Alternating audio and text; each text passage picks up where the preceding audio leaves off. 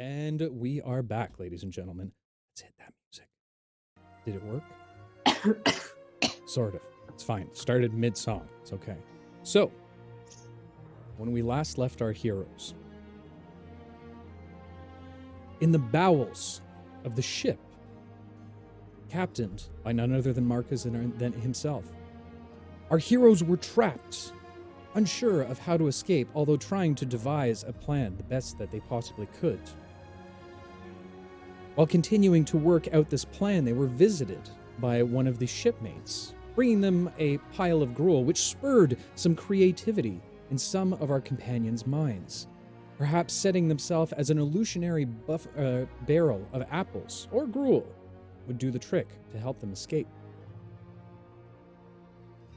As they continued to converse, Oksana finishing off the gruel of grossness, the shipmate who had arrived earlier came to collect the bowl in which he brought the goop down in. With quick-wittedness and nimble dexterity, those are big words, our party were able to overcome and knock the individual out, giving them free lance to escape through the grate above. Upon escaping, the rest of the crew, as well as Marcus, noticed them, and a skirmish broke out, to say the least. And our heroes fought valiantly. However, being such new adventurers at this point in time, the thrill and knowledge and experience of battle still not able to overcome their enemies. Knocking quite a few of them down, Oksana eventually put her weapons down and forfeited the match. As most of the party, now unconscious, started to stir once again, they found themselves shackled and bound by chains on their knees in front of the captain and the rest of his crew. And while the captain did make promises that he wouldn't kill all of the entire party, he did feel that his version of mutiny amongst them was enough for an exchange of one life, as they had already taken one of his crews. Walking up and down the line, Marcus toyed with the party, striking fear into them the best that he could, eventually arriving to Oksana as the sacrificial lamb, if you will, to make up an eye for an eye. And while the party fought valiantly against this evil captain, it was not enough, as his sword raised to the sky, about to come down, only in the nick of time to be saved by a familiar friend, one not expected, the amazing Captain Jed, who not only brought himself his ship, but one of his close friends, Gary, the Astral Dreadnought.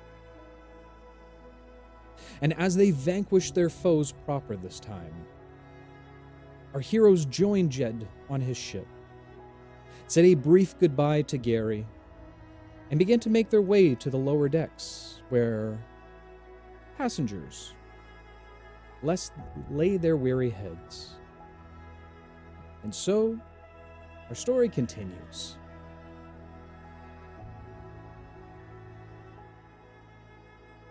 As you board this strange elevator that seems to take you down into the lower decks, you find yourself once again in the hull of one of these strange space airships. Looking around, you can see that it is much more well kept than that of the quarters of Jed. Beautiful mahogany wood everywhere, carpets fresh and clean, mostly green with yellow stripes in pattern-esque ways that wave through the carpet themselves. As you walk firmly on them, you can see that the yellow seems to shimmer like gold as you walk. As Jed begins to walk you around, he points to the right.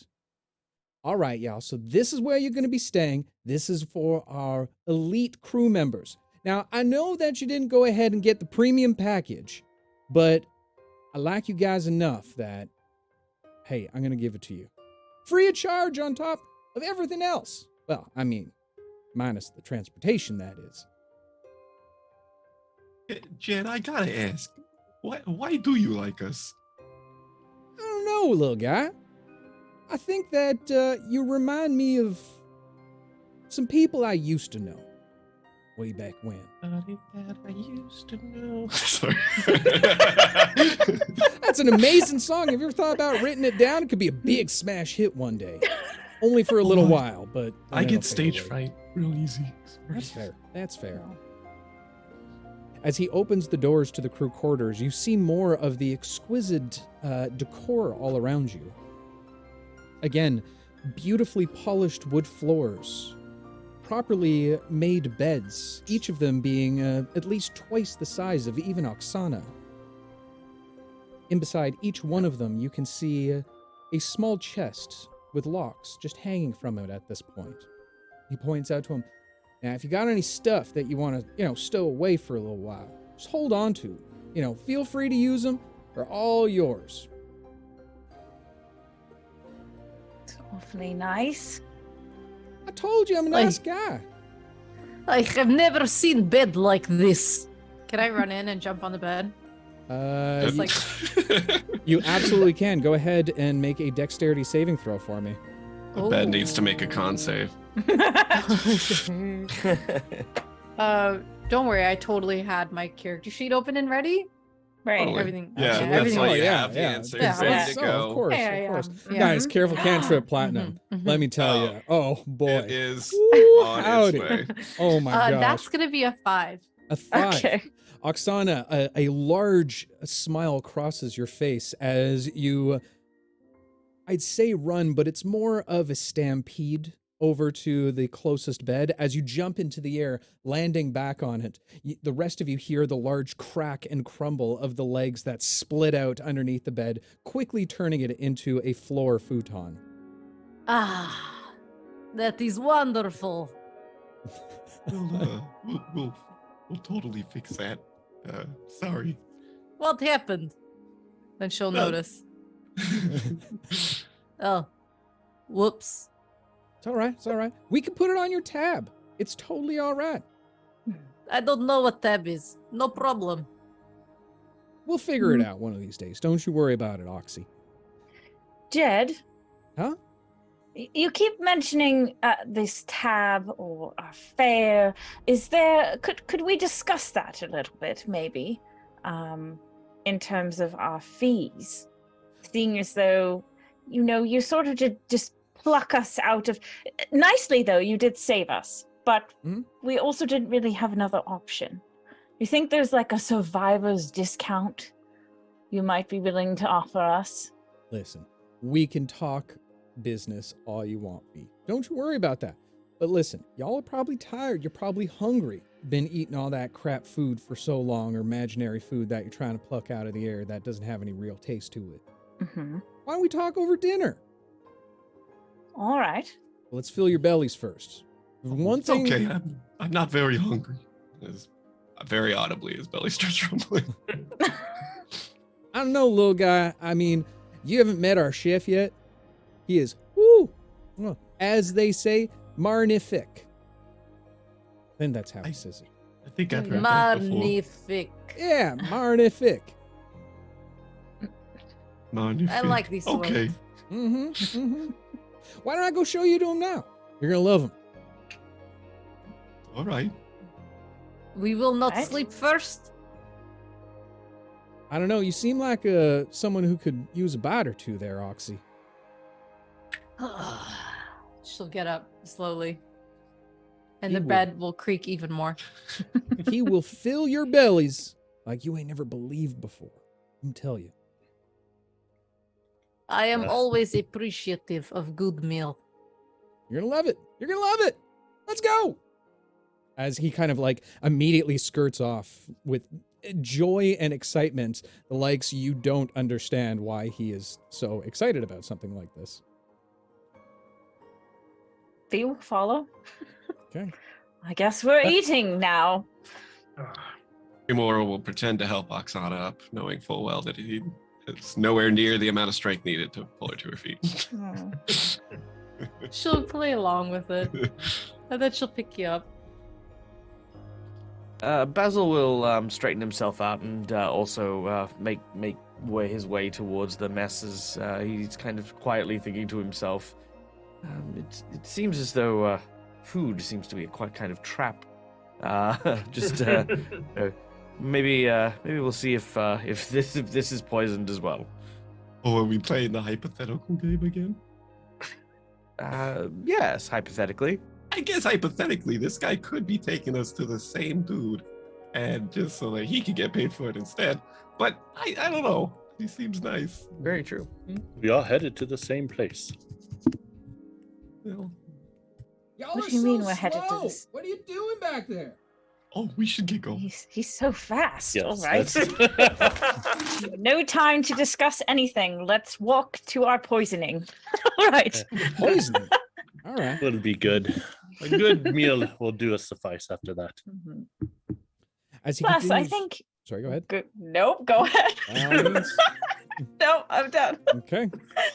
As Jed begins to walk you further down the corridor, you see wall scones kind of just loosely hanging by themselves, illuminated by these strange crystals that sit above them. They give off the same shimmer and flicker as firelight, however, no flame is inside or produced. Where the shadowing flickers come from, you're not very sure at this point. As you continue onward, you make your way to the end of the hallway where there is another set of double doors. As you approach it, he grabs onto both of the handles, looking back at you. Y'all are going to be so impressed by this. I'm so excited to show you. There is ready. a lot more to this ship than I first thought. It's hey, out here in the astral, it's way bigger on the inside. People are usually really surprised by that. Sounds like the premise for a very good sci-fi show. What is sci-fi? Tell me about it later. It's all right. All right. Guys, I present to you the crown jewel of this ship. And as he opens the two doors, it's made way to a beautiful dining hall. Very much not what you expect. From the inside, you can now see very large windows that seem to stretch upward to roughly 9 feet tall. Beautiful drapery that swings over top, made out of what seems to be a beautiful flickering gold material, very similar to what you see on the floor. You see a long dining room table made for that of a king himself. And off to the corner, you even see what looks to be a small mini grand piano. Off to the side, you also see another door that is closed at this point in time. The only other door that you can see within this room. Y'all watch this. I call it the clapper. And he claps his hands twice as the candelabra that sit in the middle of the table bursts into flames as the candles begin to flicker away. The seats themselves draw outwards, seemingly inviting you to sit down. Huh? Holy crap. Right? It's pretty. I'm gonna start clapping. Oh, excellent! Oksana, as you continually to clap, Jed raises his hand. Whoa, whoa, whoa, whoa, whoa, not that many times, not that many times. And you see the lights just start flickering on and off. The piano now starts playing on its own sporadically, like a CD skipping. My apologies. It's all right. It's all right. He gives 2 more claps as the lights burst out onto the table again. The piano now slowly playing some what you would consider chamber music, although very strange sounds and notes that come from it. Not your typical piano, more of a reverberating horn, if you will. While it seems a little odd, maybe even a little bit eerie, unquestionably it is beautiful music.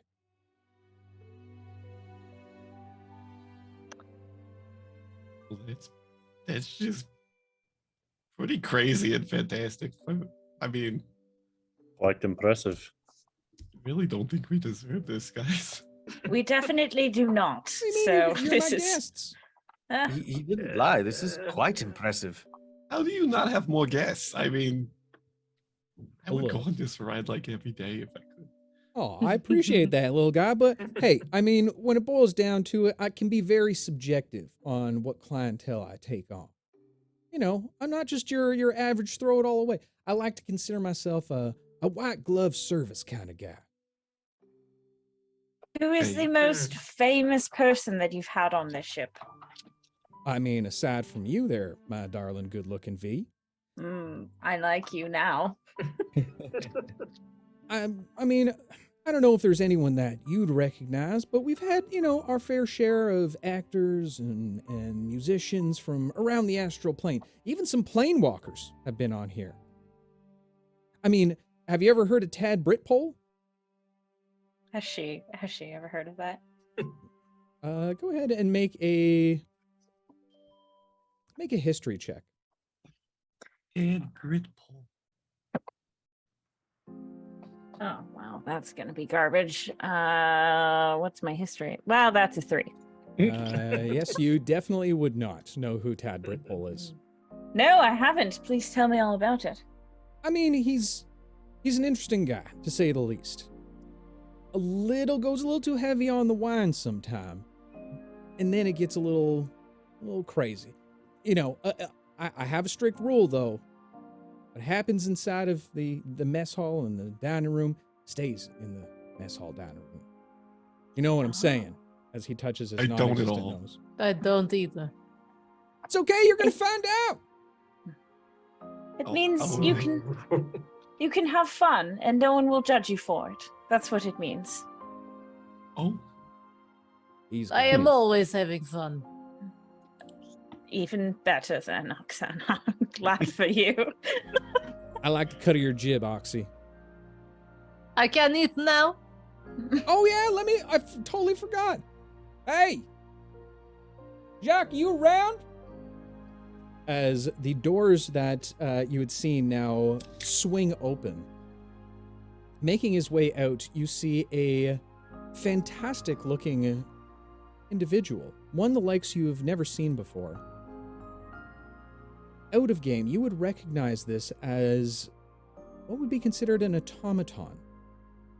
Not necessarily flesh and bone, but an individual who is made rather than is born. You can see mostly made of brass and copper, with strange spigots and cogs and wheels that make up his appendages, large rods of the same brass and copper makeup that make up most of his structural frame. You can also see that the individual has what looks to be 4 arms, 2 that would reside kind of on the rib side, just lower than what a typical 2-armed individual would look like. You also see what look like 2 actual clocks that sit just below his, what appear to be his eyes, or what you would consider his eyes, that are really just glowing buttons glowing lights at this point. He also has somehow a very large, thin wire mustache. And when I say thin wire, I mean, it's actually little hairs that are made up of very thin wires. The mustache itself, very bulky, and gives a little bit of a curve upward to it. He wears all white gloves on his hands, and you see a large chef hat that sits over top of his otherwise rectangular head. Guys, I want to introduce you to the ship's connoisseur. Jack, holy shit. Jack, go ahead and introduce yourself. Introduce yourself. As the individual kind of wheels itself forward, you take note that there's no legs on them. It's more or less just a large, almost post that rolls down or reaches down to the floor with 2 wheels for legs that seem to be his mode of transportation. The individual kind of perks up in front of you. Bonjour, je m'appelle Julien Assistant, Quad Arm, or you can call me Jacques for short. Hon, hon, hon. I'm so twisted.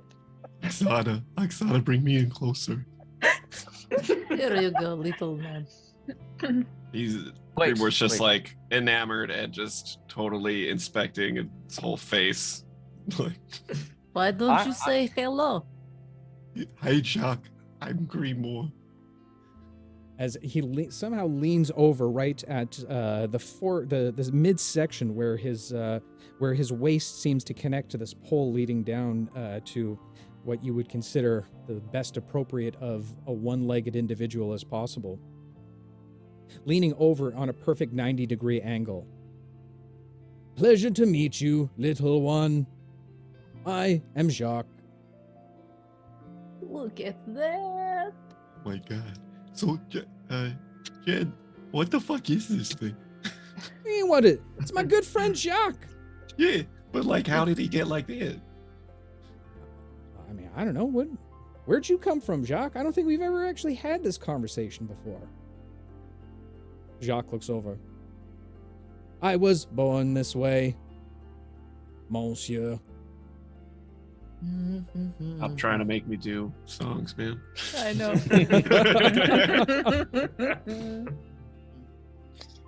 I come from a far-off place, not too far from, well, actually quite far from here.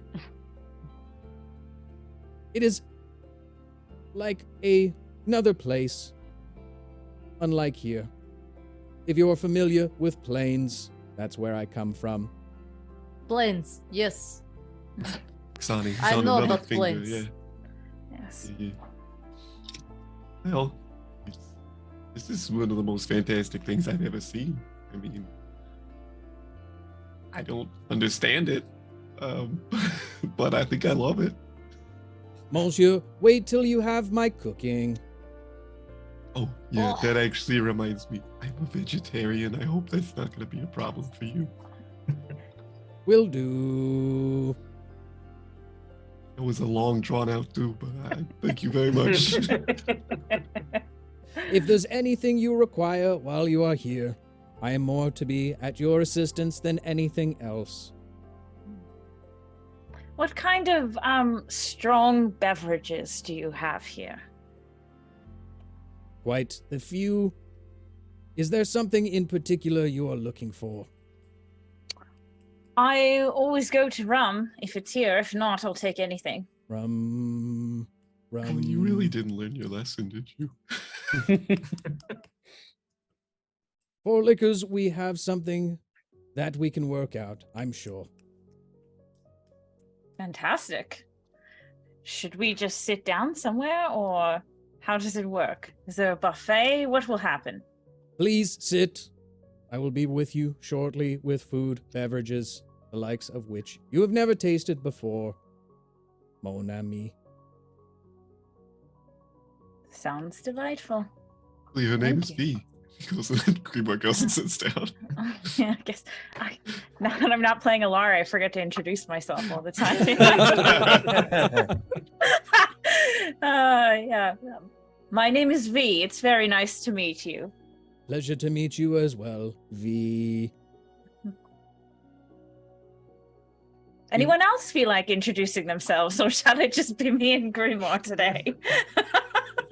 Keeping our profile low. I'm still trying to wrap my head around the mechanical man, woman. Do you have pronouns? What are they? Jacques. Jacques. Mm, Well, Jacques, I am Basil, and I, the only thing that is crossing my mind multiple times is how a chef with no taste buds is cooking the food. that is our secret, monsieur. It's in Maybe- our schematics. Maybe it's more of a science, Basil, as opposed to an emotional taste. Emotional taste. What do You you mean guys gonna emotional come taste? sit down? I mean, You may all- call me Sicarius, and I'm quite looking forward to eating your food. It's should be a huge upgrade compared to what we just had. I'm It's a sure very it fair will point, be. actually. Mm, I'll grab a seat. Tristan will just walk away to one of the windows and just look out and kind of like bewildered, trying to understand what's happening. Poor Tristan. I'm like pitching myself. I'm like, what the heck? V will go over to the table, but she'll pull out a chair, and then she'll point to it and say, "Basil, why don't you sit next to me?" Yes, I think I will. Basil goes and sits down. He's still like kind of like taken aback by everything that's happening. He's like looking around. He's just like, was this the same ship with the giant shell? I mean, has something changed? It's bigger I on feel the like I've been inside. deceived. We're in the belly now. Yeah. I mean, Basil, yesterday we were in an explosion that sent us to the astral sea. I'm not really surprised by much of anything right now. No, this No, is true. I'm starting more and more to believe that we might be dead. If this is a Like- dream, then we might as well just make the best of it. That's what I'm I mean- starting to realize. Well, what if this is the river Styx, and this is the ferry, and that's the ferryman taking us to wherever, and death comes in the hands of Claude, clipping Gary. You know, I mean, it's a lot. I mean, Basil- Raymore looks Poor Tristan terrified and is shaking in his seat. Carrying Oh, the poor- little one. I mean, Little look, poor man. Tristan looks like he's seen a lot. He's got 1,000-yard stare out into the astral sea. It's a lot. It Here- seems. Hearing that Tristan will conjure 2 silver coin and keep them in his hand just in case. And he says, "For the ferryman." Jesus Christ. 3 more peas a little. Holy crap, bandage guy! Where the hell did you come from? Anyway, Jacques, if you could go make us your finest, maybe just bring some of the good wine that we store back there. That'd be fantastic if you wouldn't mind. Guys, come sit down. We got things to discuss, do we not? Yes. Absolutely. I suppose we do. I'll sit beside Grimoire. I'll sit next to V. Is there a booster seat or something? You can sit on my Grimoire's lap. just like if you nose prefer. to the table. Can I put him in my lap? Yeah. It's there. So, y'all want to talk a little bit of business. What'd you have on your mind? Well, funds, really. They are a problem for us. All right. How much of a problem? It depends on how much of them that you want. We don't have very much. Listen, before we came here, I wasn't very much a rich person at all. And then we got blown up and sent here. And then some of us were kind of robbed. Sicarius, do you have your sword or no? Sicarius doesn't even have a sword anymore. So we barely have anything, really. Now that Yes, does the type pose a of problem. currency that shakes and rattles but doesn't quite roll. Not sure what that means, but you're a smart man, so I'll trust you. Coins and no notes. Ah, okay. Did I say Well- that? Shake, rattle, and roll? No? I Sorry, mean, Aussies. I'm Yeah, sure I was we gonna can... say we're American and Canadian. Yeah, I know. I realized that might be a little bit colloquial. I was gonna say, yeah. is that a Pathfinder reference or? No. That's because you can shake and rattle coins, but you can't roll. Yeah, it's fine. Fair enough. Well, are you opposed to making a little bit of money?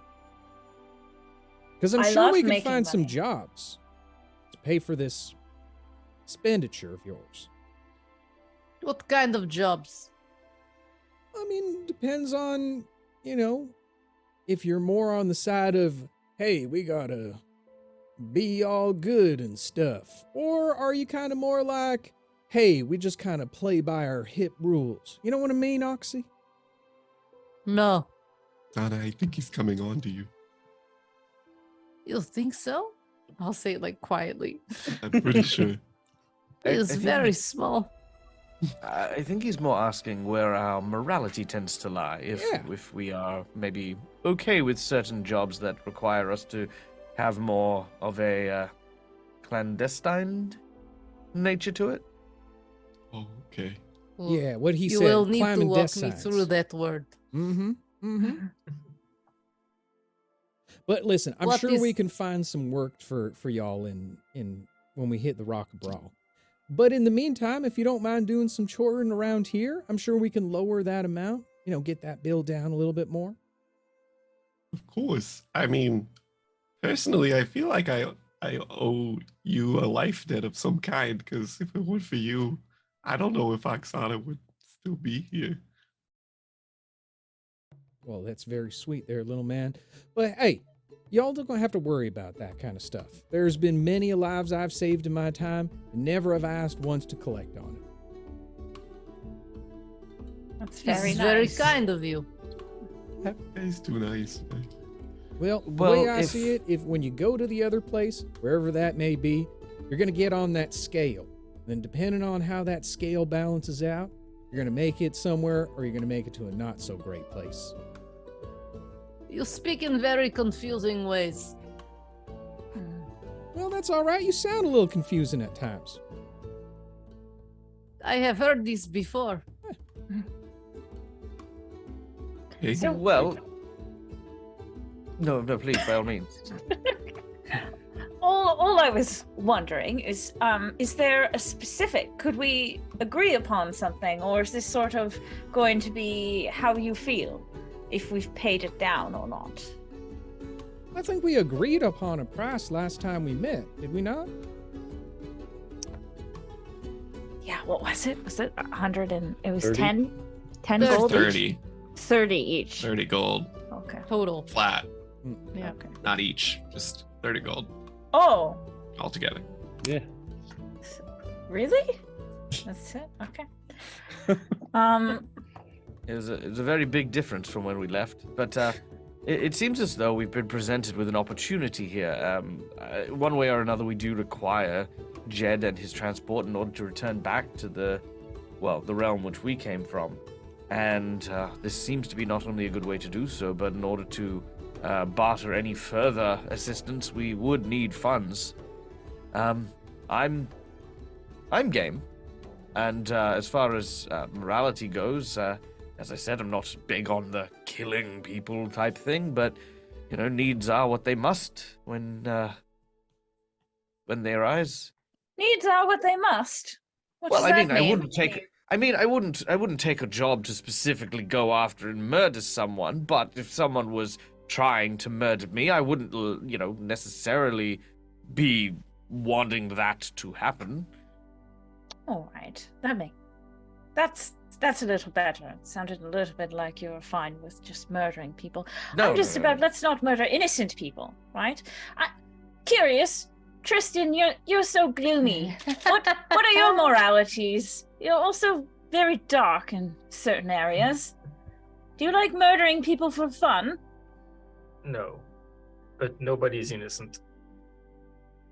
God, you're something else.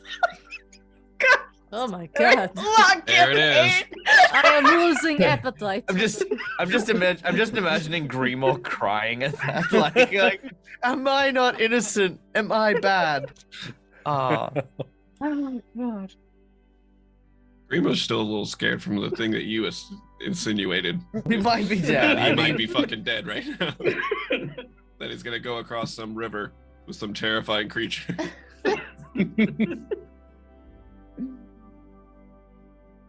Well, listen, all. I mean, we made a deal, and I plan to stick to it. 30 gold, I'll take you to the Rock of Bral. If you can't make your wages, we can work it off on the ship for an honest pay. Or, if we're up for a little bit of mischief now and again, you gotta know that out here in the Astral Sea, it's loose morality around here. Either way, I need some funds. If we can earn some money, I need to re-equip my weapons that I lost. That's fair. I Hey, always like money. So why not? Well, I think regardless, we should, of course, show at least some measure of gratitude for Jed. I mean, he did go above and beyond in order to ensure our safety. And Basil's going to take out a coin pouch with 35 gold. And I will slide it across the table. I mean, that's more than kind of you. Well, think very little of it. He opens up the pouch and begins to look through it. He takes out 5 gold pieces and tosses it on the table towards Sicarius. I'm sure that should be able to help out with your equipment problem there, friend. Oh, I thank you. Least I can do for y'all. I mean, I'm in it for a good time, not a long time, baby. You know what I mean? No. All right, Oxy, we'll work on it. We'll work on it. Don't you worry about that. All right, well, I mean, your food's coming up shortly. Is there anything else you guys want to discuss? I mean, with me directly. Oh, Are we dead? Are you dead? Very much. No, of course not. You never been so alive in your entire life. Let me I tell know you. it's probably a silly question, but I couldn't get past that unless I heard it from you, I feel like. Hey, you see this? You see this? It gets slightly uncomfortable. This is all meat and bone, baby. You're alive more than ever. Oh, okay, that's good. I am curious about the one thing, though. Yeah. Who hired you originally to pick up one of us out in the astral plane to begin with? Well, like I Yes. said, confidential client relations. Well, then could you reveal which one of us you were supposed to be picking up? I don't know. One of the guys. Either so it wasn't you, then it was probably Tristan, or maybe Basil. They didn't give me specifics on a name. They just said, meet this guy out there. Or Which maybe is weird the- because our being there was strictly by coincidence to begin with. Was it, though? Well, that's awfully ominous. I'm just I saying. mean- I got hired to meet incredibly someone out there. foreshadowing.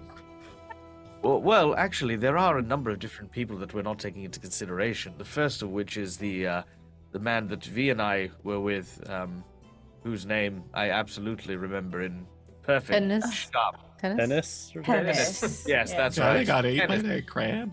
Yes. I mean, perhaps. I mean, he seemed like a rudimentary, run-of-the-mill street thug when we met him, but maybe there was something more. He did, of course, provoke the man with the bags of holding. Maybe perhaps he knew what he was doing a little more than he'd like to let on. Or alternatively, the man with the bag of holding was perhaps supposed to be involved in some way, shape, or form. That is quite possible. What was that guy yelling again? Something about he didn't have it. Yeah, Guys, he the didn't really say much. The God seed. He didn't have that was it, the God seed. He didn't want to I give it wonder away. what the hell that is. Well, Yeah. aren't we in a land of gods? Well, dead gods, yeah. It's interesting. He's talking about God's seed. Yeah, I don't know Those what are the your... same words. Y'all from the material plane. They I don't know really what are. your Good job, Oksana. fascination with thank all you. it is. We have individuals like yourselves come out here all the time trying to gather a little bit more knowledge and trinkets and whatnot, going down into the dead gods' bodies, doing a little bit of mining. That's gross. I was just curious, so I appreciate you. I haven't, and please forgive me. It's been a while since I've received generosity like this. So if I come across different or indifferent, I apologize. Sicarius, you're stone cold on the outside, but you're nothing but warm butter on the inside. I get it. I was kind of getting that vibe too, actually. Right? He's like teddy bear. Yeah. I wouldn't go that far. Okay. Even got that And face Tristan, square. you seem to be moving up in the world. He didn't call you bandage guy that time.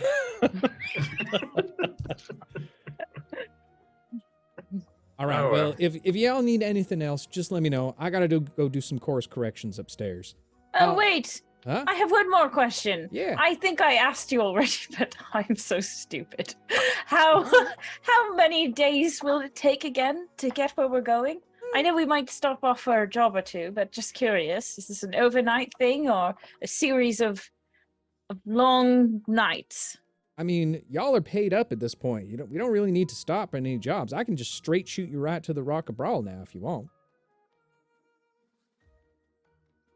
I kind of like like that. I like money a lot, though. How much do the jobs pay? I don't know. I gotta put the feelers out for you.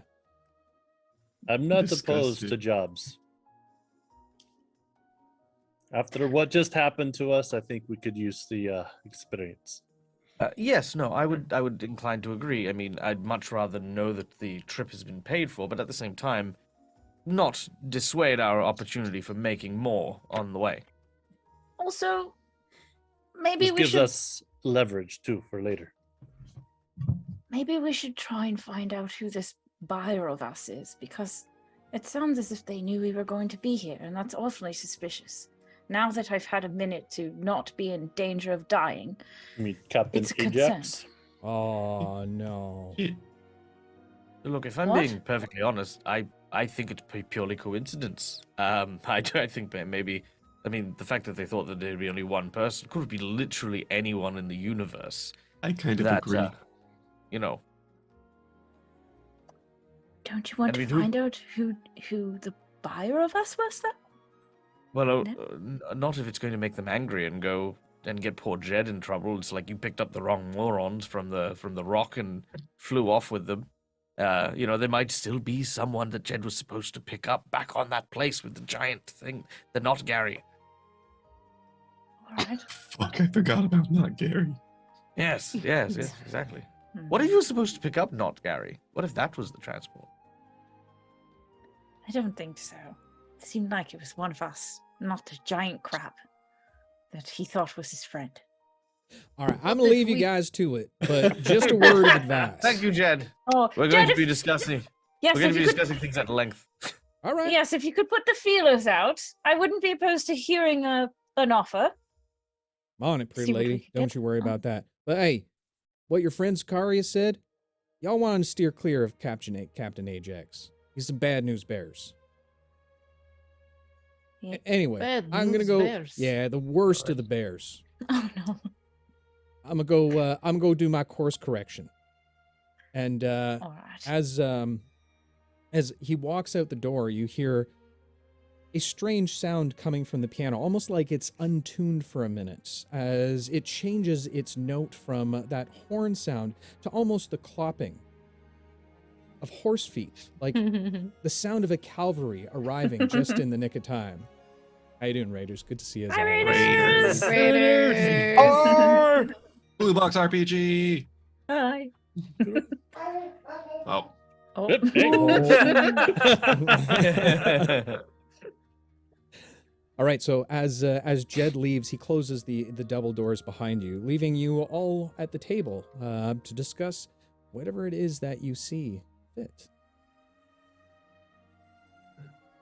it brings I up a would, pretty good point. Oh, sorry. Go ahead, Oksana. I would like to talk less and eat more. Okay. Okay.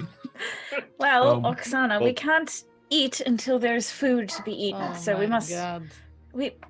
It's only a fact. I'm sorry to disappoint you. It is very hard for me to think on empty stomach. You can I'm have. sure Jock will be here soon with something. We'll distract you with a little conversation. Jed brings up a really good point. We should probably figure out where our morals lie in case he comes back with some jobs that are, like a no-go for some of us, or never mind, that was stupid. I'll shut up and cuddles into Oksana. No. That's a very, very astute thing. I mean, we know barely anything about one another. I mean, who each other are, or even where we've originally come from. I mean, it's suffice to say, we've just kind of been flying by the seat of our proverbial pants up until this point. He perks back up again. Yeah, I mean, that's all I'm saying, I guess. Well, I suppose going first, hi, my name's Basil. Hi there, so Hi, Greymoor. And back in the city, I inherited. Well, I say inherited. I took over the curation of a museum from my father, and spend most of my time there. I'm also quite active in the community, or was. It's very hard with past tense. And I am a person who talks politics a lot, at length, to rouse people's inner sense of right and good. Are you only talking about politics, or you are a politician? I'm not a politician per se. I believe that a lot of laws tend to be a lot of outdated, and I speak with the people and in a manner that will allow them to express their discontent with certain political standings. Or at least I did. So you're against the current politicians, per se, and their laws. In many ways, yes. I wouldn't so far as to say as I'm a rebel, as it were, or a radical, but I believe that there is a peaceful way to get a lot of the outdated and rather oppressive laws removed. So, are you like with the Band of Liars, or? I support some of the things that they do. Yes, I wouldn't say again I'm a member of it, but they're definitely in need of guidance. Simply tagging and performing arts here and there is only going to go so far in stirring the voice of the people, and I hopefully wish to make that voice eloquent enough to be heard by people who tend to look down upon those in places like Dog's Breath. You are organizer. Yes, that's a very, very astute way of putting it. Mm-hmm. Alexander's really smart. Very smart. Hey. So yeah, okay. I think I get it. Yeah. And as you have probably already seen, I'm a skilled caster of spells. I wouldn't say master, more dabbler, but yes, magic is my key, and of course, as you can imagine, it's one of my major gripes with the politics back in the city. I've seen magic a few times, and I have to say that your magic is probably the prettiest magic I've seen. Oh, well, that's Slightly very offended. kind of you. What? Do you do magic too? Have you done magic in front of Grimoire? I don't think you have. In battle, yeah. Yeah. I feel like we've always been You like healed really once. far away from each other. V will just, out of vanity, cast a cantrip. She'll cast dancing lights, and you'll see like 4 globes appear around Grimoire's head, and she'll just spin them around Grimoire's head. There. Yeah, I like that you fight so that I can see more of this. I do like it a lot. Beautiful. She claps Yeah. again. Very good. No. Oh no. Damn it! And then remembers and then tries to fix it. Give me My apologies. You know how jealous of clapping I am, Oksana. Come Oh, little man. Forgive me for this. on. Okay, high five. Look at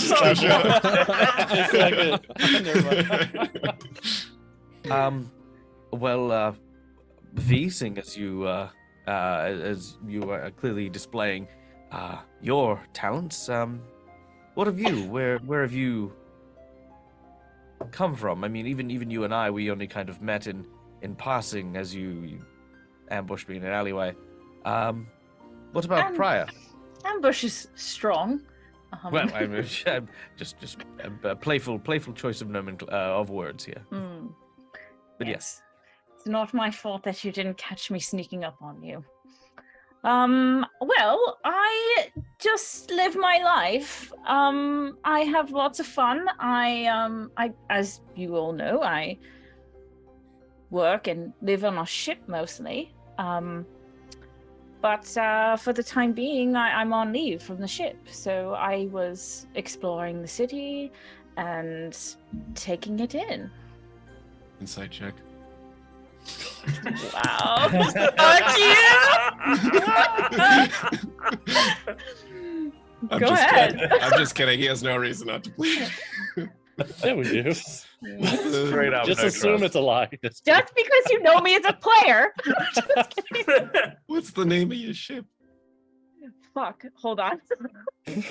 I need to go into my mind palace and open up my stuff. Fuck Well. me. Sorry.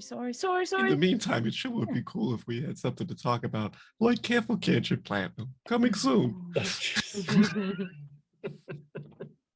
Oh, my ship's name. It just came back to me. Neptune Star. That is my ship's name. Neptune Star.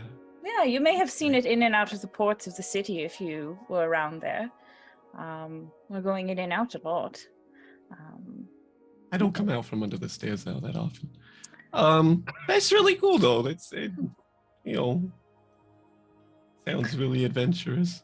In terms of my morality, since that is, I think, Yeah, the that's purpose of fine. this, I like having fun. Okay, but would you consider fun like maiming or Are they Water. innocent? That's sort of my line. Are they an innocent Okay. person? Then Well- no. But if they're not, could be fun. The only reason I ask this is it seems like the only people that were truly against Jed going overboard were myself and Basil, and that had me a little worried. In my defense, when somebody says somebody's out to kill you, it's best to take action first. To That's be a good clear, point. That's a I good did not point. say kill. I did did. not say he was out to kill. No. Let's get this out in the open. I said he would probably betray us. We should double cross him. I'd heard You murder. said, let's kill him. No, Yes, I yes, originally Sicarius, just we- said throw him overboard. We And we then know. Basil mentioned kill. I never mentioned kill. About not killing anyway, yes. Yeah. Oh yes. Yeah. I said I'm not. I don't want to kill. So, if somebody's after you, don't wait. Okay. Is that your morality line then, Sicarius? Is that what you're saying? Yeah. The morality I feel like line there's- is if there's somebody, I hate bullies, people that use their power to oppress other people, then I feel that they should be taken out. Were you bullied? You could say that. Oh, So, which is that's sad. what I'm like. If there's people like this Mr. Captain Ajax, who obviously is into human trafficking, I wouldn't mind making a visit for him one day. Maybe not, very Not soon right in our now. future. Yes, but Yes. Greenmore hobbles out of Oksana's lap and walks over to Sicarius, like just walking across the bench where we're sitting on. And they just Okay. pat your thigh. And he goes, I used to be bullied too. It's okay. And he rushes back over to Oksana. thank you. That being said, I guess I have a similar sort of line. Like if it's if we need to in order to survive, like I get it. Or to like save someone more innocent or something like that, then I guess. But I prefer to, arrest if we can, or capture. And do what with them after that? Let the law take its course, as it were. And what is the law here? The law. Ugh. Well, I Give me a guess we would break. have to ask Jed that one, but you don't seem to like the judiciary system. I do not appreciate the laws. They prohibit people like me from doing magic. Yeah, I guess that's true. It also prohibits people from like murdering children, though. So I agree with Does it- some of the laws, Some people that live above the law. I do not like being policed. Is that true? I didn't know that.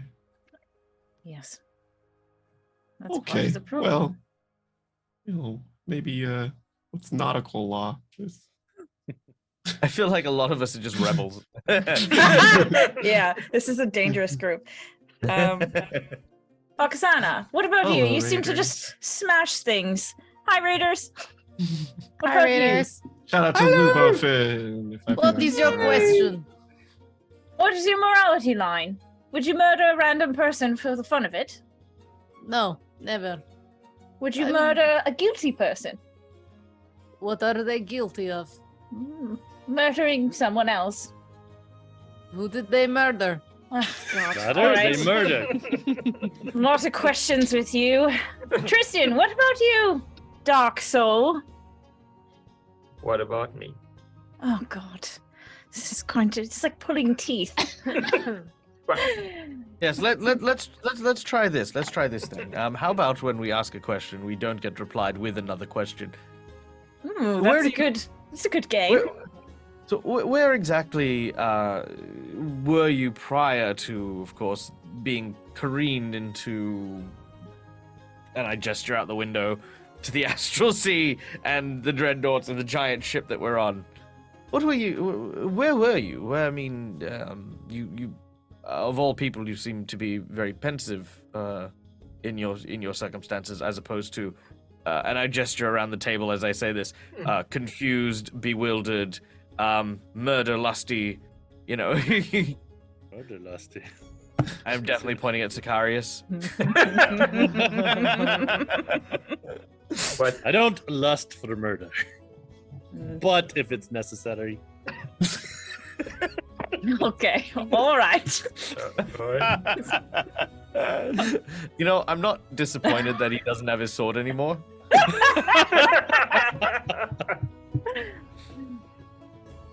Tristan? well, I was in my house where Sicarius was going through my things, I think. What? I never come out looking good in these stories. You... So you And murder after all and that- rob. I was simply looking for food. The house was abandoned for over 100 years. That makes no sense. How is it abandoned for 100 years and yet it's Tristan's house? And why would you look for food in a place that's been abandoned for 100 years? Because that's what I was hiding out. Why were you hiding out? Anyway, we're talking about Tristan. I feel like look. I told Tristan that Tristan's answer couldn't provide a question. Doesn't mean that we could know. Doesn't mean we won't have any. Actually, I like this. Let's stay focused. Then we'll question Sicarius. I would like to know more about this Tristan stuff going on. Yes. So he was in the house. I ran upstairs looking for my son and my wife, and we get attacked by creatures, undead, Reverence, yes. revenants. Then I got poisoned. We decided to go to the inn, and here we are. Oh, Do we know where's- much about? Oh, I was gonna say, do we know much about the Revenants, like in general, like as a widespread knowledge type thing? Depending on how much time you spent in Dog's Breath, you are aware of the area of the unwanted territory. Essentially, it's a place that is almost not by law but forbidden to go by word of mouth. From what you know, there was a terrible disaster there many years ago. The history in particular behind it, the specifications gone to the lost of ages, but everyone is well aware of the blast that happened that caused the massive chasm to form, sectioning off the unwanted lands from the unwanted territory from the rest of Dog's Breath. In terms of the Revenants themselves, you've heard rumors and whatnot of strange creatures that lurk there. Humanoid-like beings that resemble more that of beast than of man.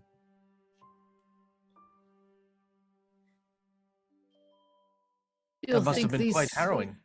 You think these creatures hurt your family? I don't know. I'm not sure I understand what happened. This is terrible tragedy.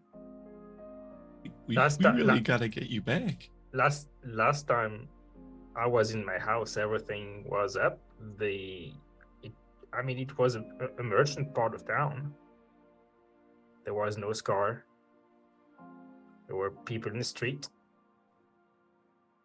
There was And- life.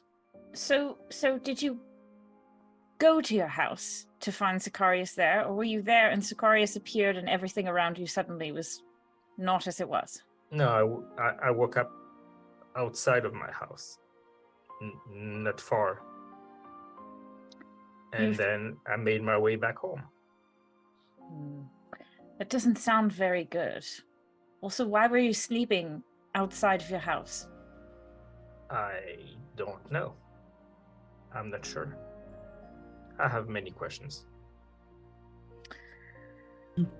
Okay, we've been hounding Tristan for a while.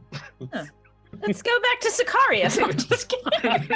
So you're a Little bit. burglar, you say? As you continue on with your conversation, the doors to what you assume would be the kitchen at this point swing open once more as Jacques simply wheels himself back in. In all four of his arms, he has 3 plates and a large cask kind of wrapped underneath, tucked under his arm in the last. As he brings it over to the table, Monsieurs and ladies. Saved by the food. Oh, thank God. I present to you the finest of delicacies in all of the astral planes. As he begins to put it down on the table, first he puts a relatively large plate of what you would assume would be small pheasants or some type of bird. Yes. I present to you roasted molly mock. Glad it's not Aarakocra. He places it down, and you get a whiff of the beautiful spices and aromas that come off of them.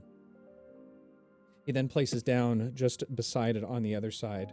And might I present to you chewing wings? You now see rather small, kind of wing-shaped morsels that also seem to have a reddish hue to them, like a strange seasoning that has been splashed over top of it. Be very careful of the wings, they are quite warm. He then grabs the keg and puts it down in front of all of you,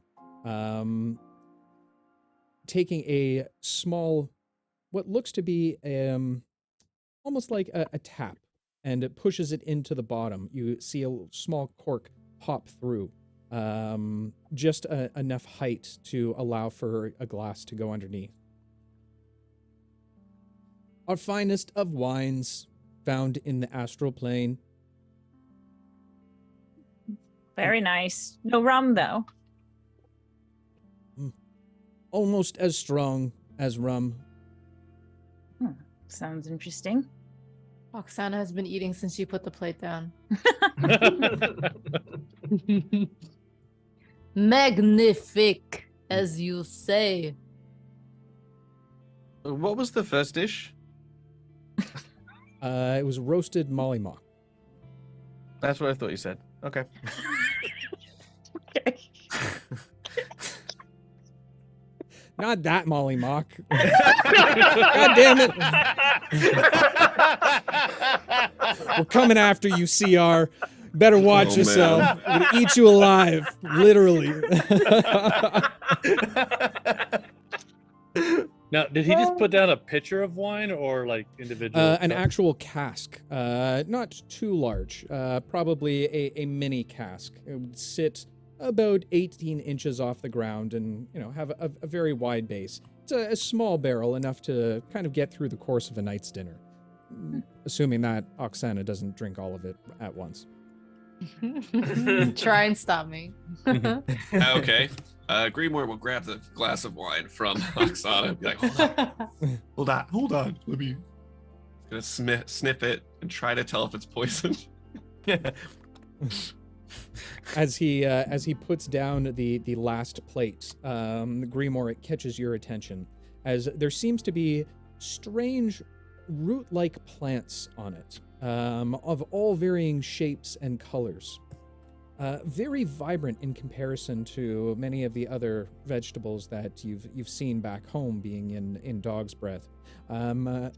You've seen plates like this before, in its beauty and its presentation, from a time long ago, that you're excited for it, but at the same time feel a bit of anxiety kind of kick up inside of you. As is tradition with all of my cooking, perhaps we shall raise a glass to each other to enjoy company and food, as he himself pours himself a glass. Cheers. Cheers. Cheers.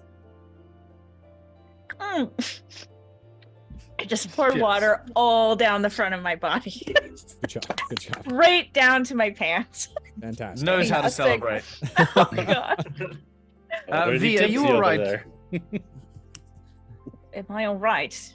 No, No, you I'm seem to have spilt all over your. I'm soaked now. Perhaps I can help with that a little, and I'm going to gesture, and your clothes appear dry. Well, that's fantastic. If only it worked in real life. As you Thank all you, look Basil. over, you see Jacques like perk up for a second as he begins whipping out towels from all over the place, now having about 8 in altogether in each of his arms. Oh. Oh, I'll still take one. You look sad. He kind of sadly puts a cloth down in front of you.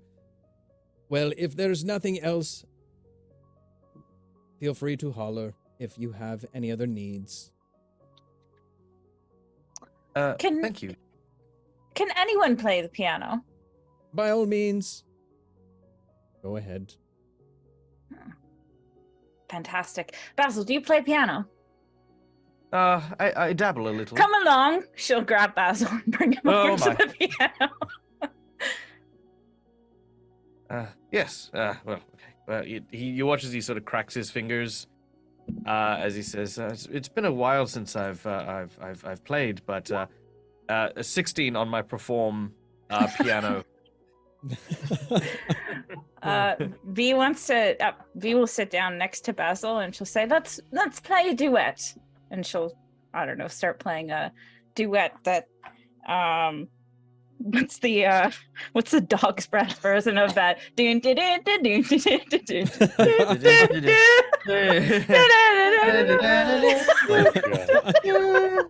Guys, DMCA strikes. We have to be careful with that level of accuracy to the song. I mean, come on. Yeah, it's true. That was a Jesus. lot of notes. V, go ahead and make a performance check as well. Sure. Oh, fuck yeah. I rolled a 19. So that is a 23. Okay.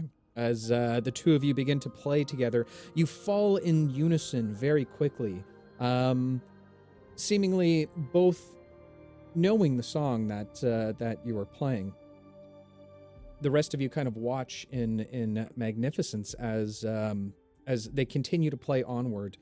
As they do, you now start to see what look like illusionary notes coming out of the piano directly, as they begin to swirl around the room, very similar to the sounds of the music itself.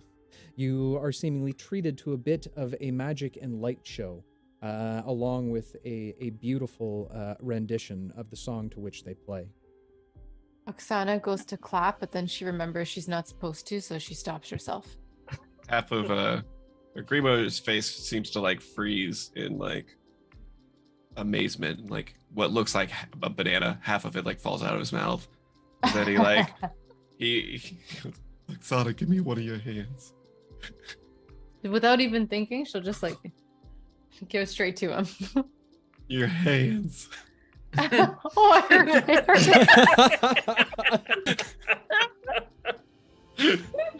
Thank you for this though. He puts it away. And he just uses your hand to clap with his hand. Oh, that's so cute. Again, a strobe light in the middle of the table as the candelabras keep flickering on and off. While the music is loud enough so that nobody can hear. Oh God. V will lean over to Basil and say, Basil, I was wondering if I could talk with you while we're playing. Are you good at multitasking? Where's He that nods. music coming from? Oh, that's me. I'm ambiance. right into the mood. I'm right into the mood. Okay. I'm curious. I wanted to talk to you because I've noticed that well, you sort of stood up for me a few times, which is unusual. And That's the first time rather you sad. what? I mean, if Sad, people it's- don't stand up for you, that's quite. If it's unusual that people are standing up for you, there's quite a. I mean, don't you have people that stand up for you? I stand up for myself. Well, I mean, yes, of course. You are quite a capable woman, and I don't expect you need much in the way of assistance. But you know, every now and then, it's important to remember that we do not travel this world alone. No man or woman is an island, and we can only really reach true heights when we have others to lift us up. Hmm. See, here's the thing. That's not common in my life. And I'm wondering, especially when we were on the ship, you got really dark and scary and put your life in the way, technically, by threatening a man when your own arms were tied behind your back. And I'm just wondering why. You see Basil's tune starts to get a little bit off key as he then tries to correct himself. He says, "Well, certainly at this point in time, you're the person in the vicinity I'm most familiar with, and building a rapport with other people is quite a difficult challenge, especially when one behaves and speaks and acts like I do." And there are those who are, let's just say, cautious around me, and makes it very difficult to make. Well, not that I'd say that we're friends, but you know, like if we were to have a name to describe a relationship of people that think fondly enough of each other, then that descriptive word would be what I'd say would be one of the reasons as to why I would find something like that perhaps worth fighting for. And to know that you're okay is a desirable objective. You can see that Basil's like blushing over the side of his face. He's not saying that he likes V, but that he doesn't really make friends very often. He's a nerd from a museum, and you know, people don't really like him because he sits there and talks too much. And V's like the first person who's kind of like wanted to talk to Basil. Even the fact that, you know, that you wanted to like invite Basil over to play the piano, that's like, this is what's unusual for Basil. And yeah, he says, I would happily do it again, because I think that type of familiarity is worth fighting for. And just because one's hands are tied or busy doesn't mean one can't do other things. Keeps playing. You want friendship? Well, I mean, it's well, Basil can't say the words. He is definitely struggling with it, but yes, it's very clear. He's not a difficult book to read in that regard. I don't typically do friends, Basil. That's not my thing. I'm more of a lone wolf, and that is why I am here today to speak with you. I have a lot of acquaintances. I get along well with lots of people in many different ways. But friends, not so much. But I suppose I could try. I'm not very good at it. I don't particularly like it. but I could try. I would like that. And for what it's worth, the term lone wolf is actually kind of a misnomer. There is no such thing as a lone wolf. Wolves travel in packs. They're quite fond of company and often don't really show it due to their fierce nature. Maybe one day I will find my pack then. But Basil, I'll warn you. I don't want to find out what happens if you do cross me in this friendship. Although I suppose starting a friendship with a threat probably isn't the right way to go about things. So never mind, Basil. And she'll get up and start to walk away and go back to the table. He'll as you do so, he'll say something whispered, really under his breath, and he'll say, "Oh, don't worry, I'm not afraid." Shall we return to the others? Okay, well, you keep playing. I'm gonna keep playing. I'm enjoying this. I didn't realize how much I miss playing the piano, especially given that I'm gonna drag out this 16 on my performance check as long as I can. Who knows if I'll make it ever again? I'll meet you back at the table then, friend. She'll walk back to the table and sit down with everyone. Basil's smiling quietly to himself. As you head back to the table, Oksana seems to be kind of moving back and forth, almost in a blurred like motion. I'm trying to sing food along. all over my head. Well, have some of it. And she'll like put it in his mouth. And and she's singing along with what she thinks Basil is playing, but it's not the same song. So she's just like singing a drunken song and eating a lot of food and having a great time. Fair enough. I think I need to catch up to Oksana, and V will just start chugging the drinks. Oh, great. Now V's going to go all blurry as well. Yeah, wait, here. No. Everybody, drink responsibly. Yes. It's not working. I don't know, guys. It's okay. We'll figure it out. All right. As the evening begins to wind down, food now being cleared from the plates, both V and Oksana having a wonderful night of camaraderie around drinking. Basil completely jamming out on the piano, completely losing track of the time. Is there anything anyone else would like to do before we bed down for the evening? Just to say that Tristan like touched his food but barely ate it and just pushed the plate aside. And same thing for his drink. Okay. Basil also doesn't eat or drink. He'll drink some water, but that's about it. Okay. This group is Grimoire, sketch. although this is he- some good although food you Grim- guys are missing out on. Although Grimoire didn't drink, he did pretend to be drunk with Oksana and V, just so that he could be a part of it. I wanted to ask Grimoire a question, but when it's one-on-one. Okay. Little man, tell me. What did you hear in the alley that made you run away?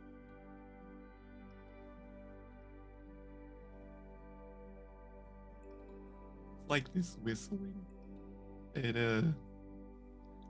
It's like a kind of pauses, like a bad omen, you know. It's Oh, I don't know. I have seen you scared, but never like that. I think you saw me scared like that maybe one time before. When we first met, maybe. Yes. And seeing you scared like that again made me worry for you. Is everything okay? I mean, now, especially that we're pretty far away. I have to be honest. Like, I've always been sort of worried that those people are gonna find me again, and I feel like it's only a matter of time. You are safe with me and our new friends. I know. Like, if we go back and I end up, living with Maggie and Carlos. Carlos. I know their names.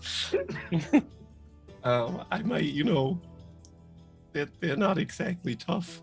We wouldn't be able to stop them if. Anyway, I'm just saying I feel happier than I have been in a long time because I feel like I don't have to look over my shoulder all the time. I am happy for you, but sad that when we return home, this fear will come back. Yeah. Together, we will take care of this. And our new friends, they will help. Well, that's very optimistic, but thank you. As long as I have you, Oksana, I'll be all right. You will always have me, little man. And she'll give him like a pat on the head. Well, he'll push into it, and then all right, we should probably go to bed or something. Yes, to sleep. And she'll burp like a really big belch, and it smells like wine. Like a proclamation. Yeah. To sleep. It's a really good one. Solid 9.2. I felt that one. I smelt it. As the candles burn a little bit brighter on the candle top as she lets out her belch.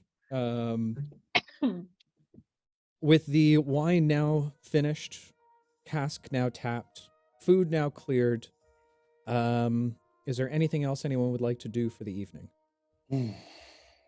No, it's been quite the night. I could use some rest. Oh yeah, sorry. After V goes to bed, and most everyone else, Grimoire is going to sneak over and steal her music box again. Oh my Are we in God. separate rooms though? No, you're I don't all in. care. You're I all don't in. care where we separate are. rooms. You're all in the Oh my same room. God. Yeah. So I'm basically sitting in my bed. Okay. It's just so creepy. So I will eyes say, wide open. I will say this time, Grimoire fully takes note of Tristan. Kind of just looks at him and goes like,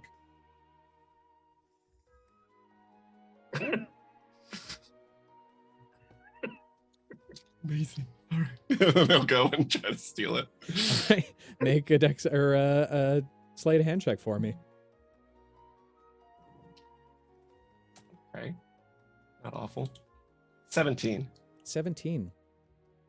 Making your way over to the Making my way. quite drunk V's bed.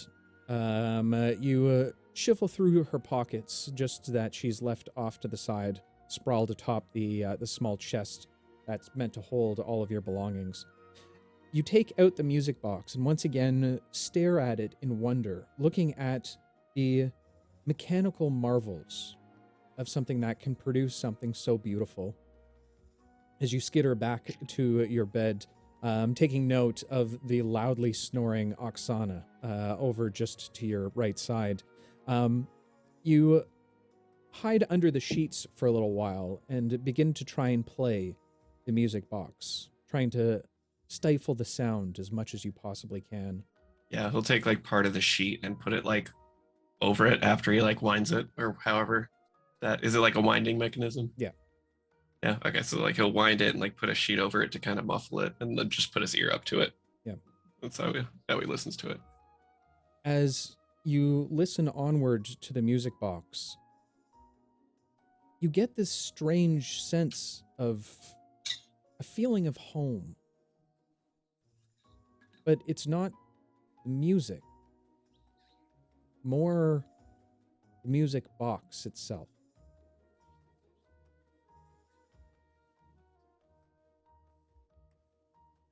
Vague and suspicious. And as you allow the lulls of the music to send you to slumber, you all find rest in your now very, very comfortable beds. Tristan, as you sit on your bed, contemplating the same thing that you've been contemplating the entire time. How? Why? You begin to hear a strange ruffling of noise. As you turn over to the opposite side of the room of the door that you led in, you take note of another door, one that you didn't really pay much attention to before. The rumblings begin to grow louder and louder. I will look in the corner to see if I can see anything. Looking around, you don't see anything in the room, as you do take note that the rumbling seems to be coming from the other side of this door. Okay, I will make my way slowly to the door. Okay. As you make your way closer to the door, go ahead and give me a perception check. Is it sight-based or sound? Sound-based. Also, we have temptation dice, just so you know. We do. You want to use a d6. Thanks, Chad. Thank you, Chad.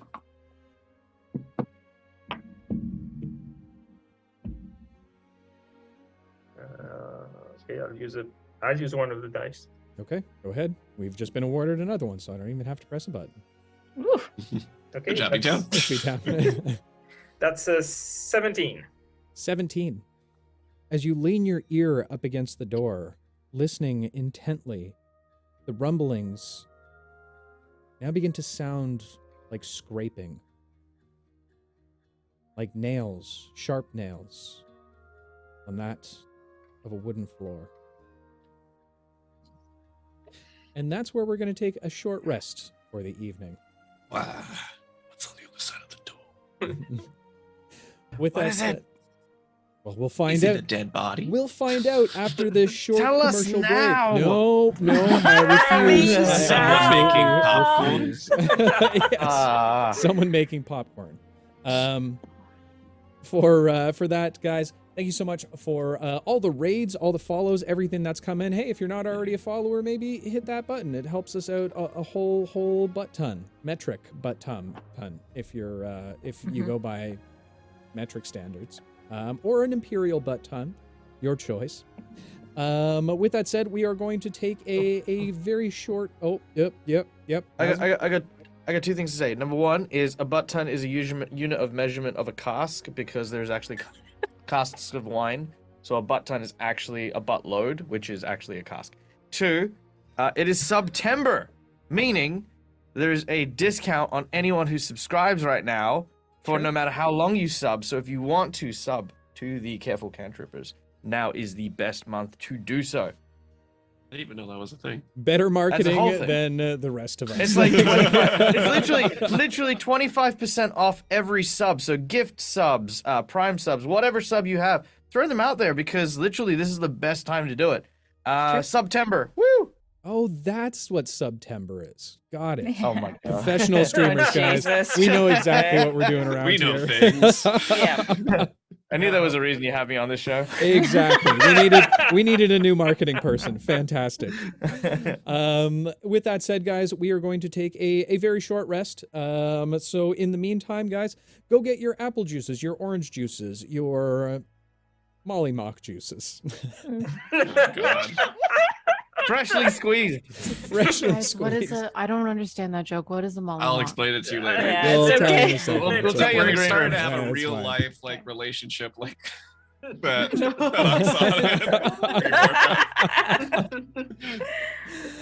Guys, stick around. Oh yeah, and we do take a few questions on our break. So if you have any questions about myself, the cast, the story, life, universe, or anything in between, throw them in the chat, and we'll try our best to answer it when we get back. But with that said, folks, give us a couple minutes. We're gonna do a quick bio, and we will return shortly. Love all your faces, and we'll see you real soon.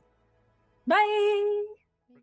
And we are back, folks. Like I said, super short rest. In terms of questions, I don't think we got any questions on on our break. Not a question, Bobby. I want a picture of Grimoire consoling Oksana on the bench.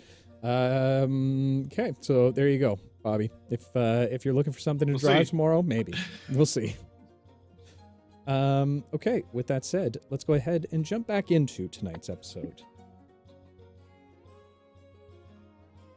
Tristan, you continue to hear this strange scratching that continues to get louder and louder. Looking over, you can see some of your companions now starting to stir a little bit from the noise. What would you like to do? I would kind of wait till somebody looked this way, and I would just gesture them to come over. And if Grimoire is up, I'll try to get Grimoire, because maybe the door is locked. So I'd be like, I don't know, who wakes up? Not V. V is drunk, Yeah, sleeping away. it would probably be Basil and Grimoire that are starting to stir. All right. I'll look at Grimoire. It's like, come this way.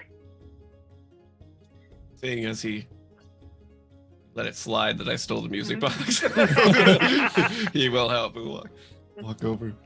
What's going on? I'm guessing you're hearing the noise from the other side. Yeah, I was assuming it was maybe rats. I don't know. Okay, let's try to open the door. And I will try to open it to see. Well, can you check if the door is locked from? I should probably check it for traps too, real quick. Hold on. He's learning. You quickly glance over at Grimoire, and Grimoire.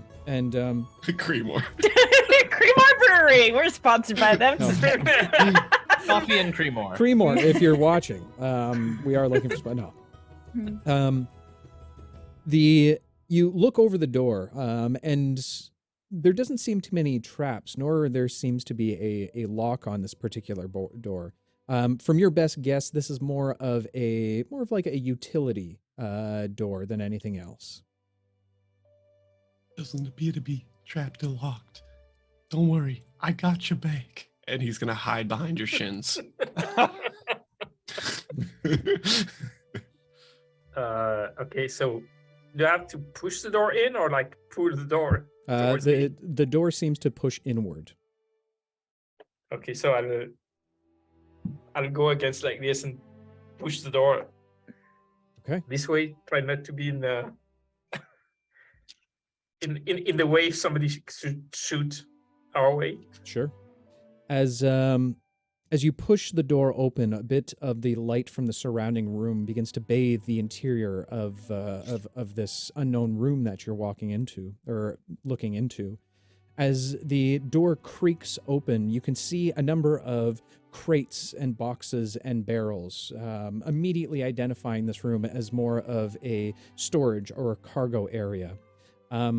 As the door creaks open further, you could swear you see a little bit of movement before a loud kind of crash, the sound of small jars of glass hitting the floor. One particular rolls directly towards you. It nearly hits your foot, and as you look down, you see this small glass jar with what looks to be a label on it. Can I make out the label without from where I stand? You can probably do that. Using your foot, you kind of roll it back a little bit, and you see the word "bowel parchment" on it. Bowel parchment? Yep, bowel parchment. Like BOWL? Am I hearing that right? Like bowel? Bowel, BOWEL. Oh, like bowels. Like, Yeah. Okay. Yeah. Boops. Okay. What does it say? Also, Grimoire's gonna look behind him and see if the loud crashing woke anyone else up. Basil will kind of like he's kind of like yawning and stretching as he's kind of like moving out into the hole. He hasn't noticed anything. He's just kind of there. You see also Sicarius has now started to stir as well. V is completely dead to the world, as is Oksana. Oksana is farting in her sleep. She could definitely use some bowel parchment right now. All right. You think it's all right? Or I will go like more into the room and look at where this came from to see if there is anything else. Okay. Go ahead and make a perception check based on sight. Grimoire, make a perception check based on sound. Oh yeah. Good. That is not good. Luckily, I have advantage. We also have a temptation dice if anybody wants to use it. I don't think I need it. It's a 19 for 19? my Okay. check. Tristan? Yeah, mine is too bad for me to use it anyway. Okay. It's a 5. Okay, Tristan, as you continue to stare. Oh, also thanks Red Dial for the another temptation dice. Ooh. We have 2 on the board now, folks. Just in case you want to use it. But why would you say it like now? I feel like I should use it. Just saying. Tristan, as you try and make some recognition of what's in the room, there doesn't seem to be any lights in the room itself. It's very, very dark, difficult for you to see. However, Grimoire, with that roll, you begin to hear this strange, almost cooing type noise. I think there's a mogwai in there.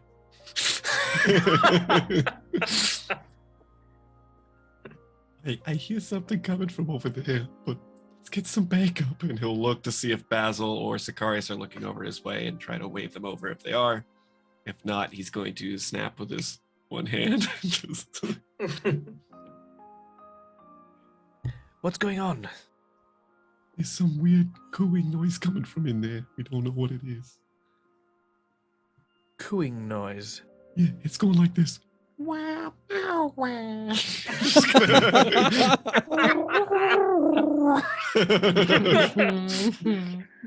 Right, and what's Tristan doing? I'm just here. He sort of walked a little further into Oh, the yeah. room. We're at the threshold of the door. Yeah. Right. Well, does Jed have a pet? That's I don't think it ever came up in conversation. This doesn't seem like a very nice place to keep a pet. for goodness sake. I'm gonna go up to the. It was by a door, right? Well, the sound is emanating from inside of the room. They're standing at the threshold. As you peer into it, Basil, you see nothing but darkness at this point. The light that does bathe inside of the room, you can see a number of crates and barrels within there. Also, you can see quite a large grouping of glass bottles, some now open, others being capped with a cork on top. That have now been sprawled all along the room, throughout the room. So, Hold on. Is Sicarius still sleeping, or did he wake? Sicarius, you'd probably be stirring at this point as well now. I think I can help. I haven't done this in a while, so don't judge. Well- And he'll just go. You just hear this noise come out of Grimoire, like. As I use echolocation, which gives me blind sight of 30 feet. well, Wow. I feel like I'm gonna be meta revealing something here, but Basil's got dark vision. Okay. So does Tristan. He sees normally in total darkness, magically none. All right. Glad that you guys decided to tell me that as I was trying to get perception checks out of you. Fantastic. Well, it wasn't. I have to there was use some the light. echolocation to have blind sight. I mean, I do Fair. have dark vision also, but Okay. Fantastic. Fantastic. Quick note: if you do have dark vision, raise your hand. Jesus Christ. Okay. If you've got dark vision and you know it, clap your hands. Fair enough. All right. As those of you who are awake, Sicarius excluded, as he seems to be just kind of leaning up in bed at this point in time. You do take note that this is, in fact, what looks to be a storage and cargo room. A number of crates and barrels all around. At the very back of the room, most of you would catch kind of a glance of what seems to be the hump of some type of creature that is seemingly trying to hide itself. Grimoire, as you make that noise, the cooing gets a little bit louder, almost in response to you.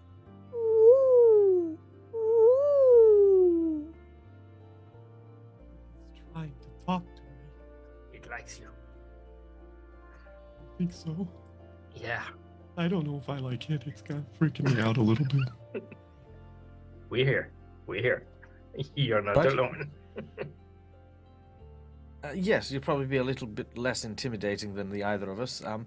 But we'll be right here if you want to. Wait, what are we doing? Why don't we just close the door and go back to bed? I don't really know. I mean, what if it's her? What are we doing? What am I doing? How did I get roped into this? I'm going to bed. Keep your voice down. What is going on over there? They found a rat or something. Everyone quiet. A rat? Goodness sake. I fell right in because Grimoire was all paranoid and then Tristan was whispering and I feel like an idiot. I'm going just Cars see will make his Basil. way over to the room. Basil indignantly just walks past like, wait, what am I doing? It's late. I'm going to get my spells back. Damn it. So it's a dark room. Basil seemingly stomps off, a little annoyed at the distraction and being woken up, turning back to not bed. them. He's annoyed at himself for being like kind of suckered in. Like he's Fair. just like Yeah.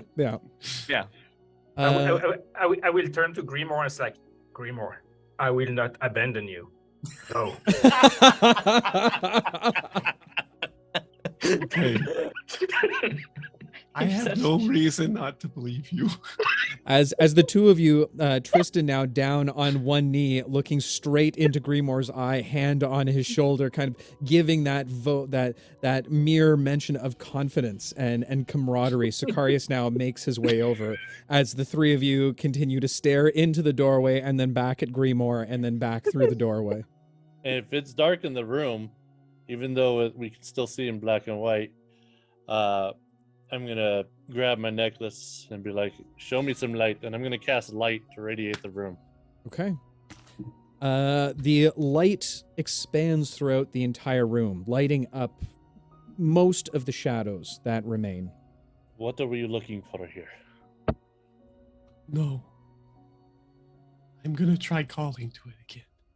And he'll edge a little further into the room while still going. Absolutely. As the slightly trembling Grimoire, finds that ounce of courage that is within him. He begins to walk. He's got Tristan having his back totally 100%. 100%. 100%. He's got his hands clasped in front of him, kind of jittering. His hand is kind of ruffling, like grabbing onto to his cloak. One of these exactly. As you hear the small clomp of his peg leg making his way into the room.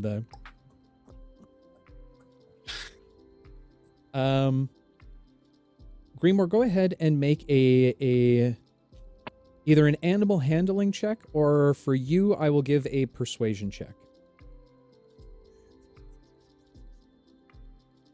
Which one is better?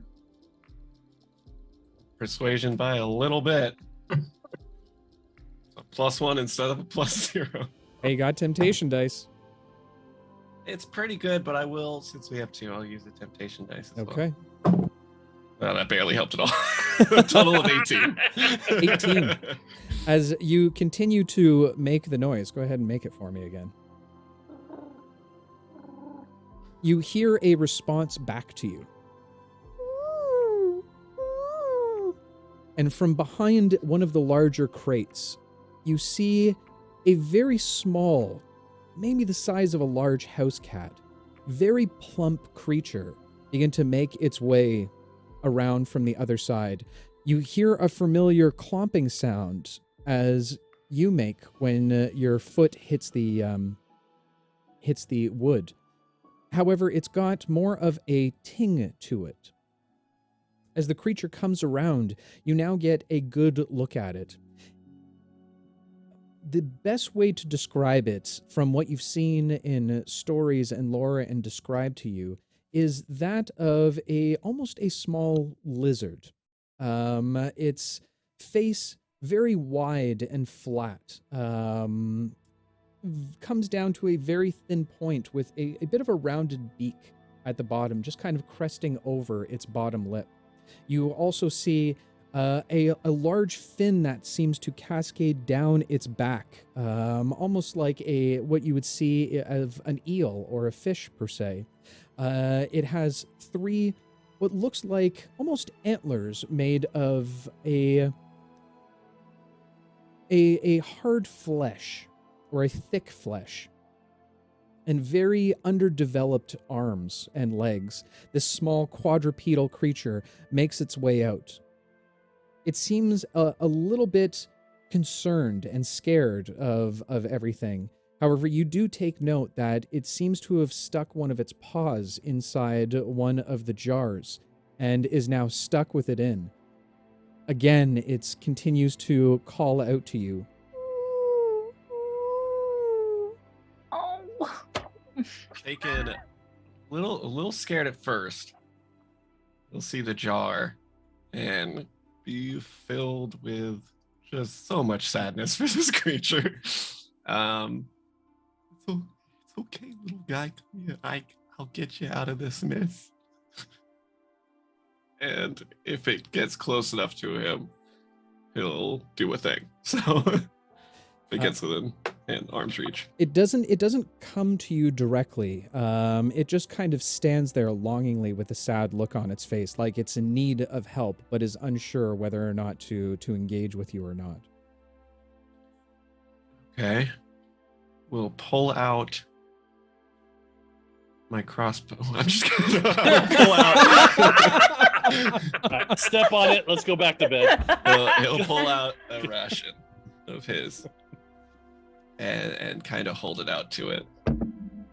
It looks at the ration in your hand and tilts its head a little bit, unsure what you're trying to do. I didn't do it, huh? You seem to like this noise. Like, just kind of keeps going with that to try to build some form of trust. You see the 3-pronged, almost antler-like tentacles kind of perk up as its eyes grow a little bit wide, as it stretches its neck out a little bit.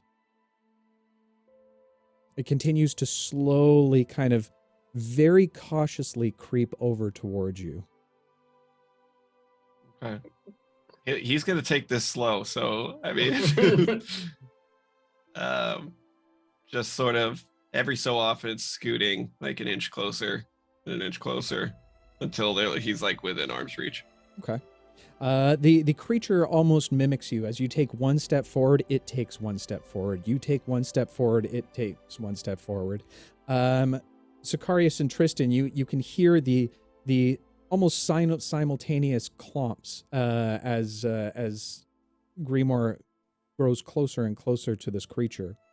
As it now makes it within range where you can actually touch the creature, it sort of bows its head down and leans down into a more of a submissive laying stance. It puts its paws kind of over its head a little bit,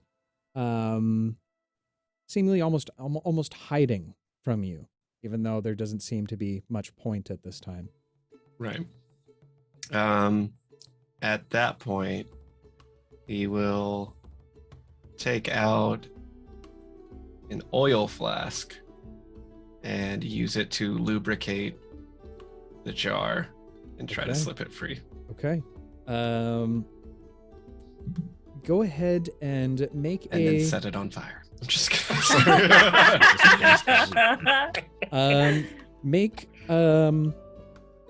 make a straight dex check, but give yourself inspiration for that, for Okay. a great idea. Straight dex.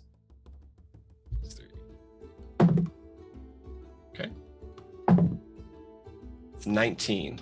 19. The creature, without really taking its left paw off of its eyes, seemingly holds out its paw as you begin to lube up the wrist of the creature. And with a few tugs, you're able to release it from this jar, kind of falling over on your ass a little bit as you do from the sheer force. The creature perks up immediately as it begins to look at its paw. You see a large smile cross over its face as it seemingly leaps on top of you, almost half of your size, given that you are pretty small yourself, and viciously begins to lap at you and lick you with a very large, thick, flat tongue. It continues to Jesus. emanate the noise. Okay, yeah, but no, it's all right, little buddy.